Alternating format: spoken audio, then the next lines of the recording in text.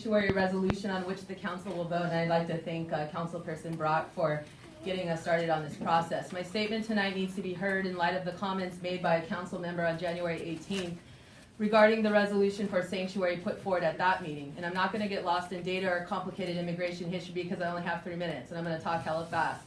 But I'll share common sense from an informed citizen. Undocumented people in the United States do not take citizens' jobs. This is a historical fact and a current reality. Please Google the Mexican Repatriation Act, the Bracero Program, and yes, Operation Wetback. Undocumented people labor without any real protections of law, from minimum wage, lawful rest periods, overtime, and other protections that citizen workers have come to expect.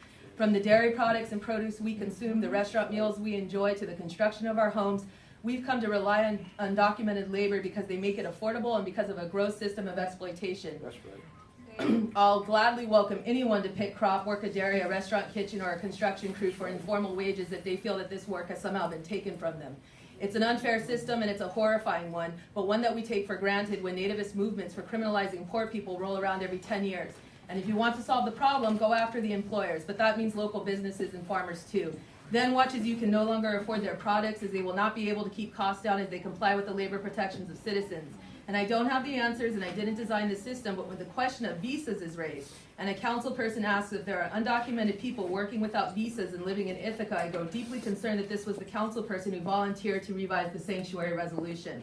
Right. Visas are expensive. Visas can be sponsored by institutions and corporations and wealthy people who come to do white-collar work, which has That's right. always been transnational and borderless. right. Visas have nothing to do with undocumented people in the United States. We need to get real about the cost of food, of housing, of services in Ithaca and across the nation. It's one thing to be willfully ignorant about how undocumented people come to the United States and why. It's another to turn your back as they become arrested, detained, and deported, That's which, if you look at it for what it really is just another market, an industry, literally built on the backs That's of right. already exploited people. That's right. Think about the law enforcement jobs, the prisons and detention centers that will come to be.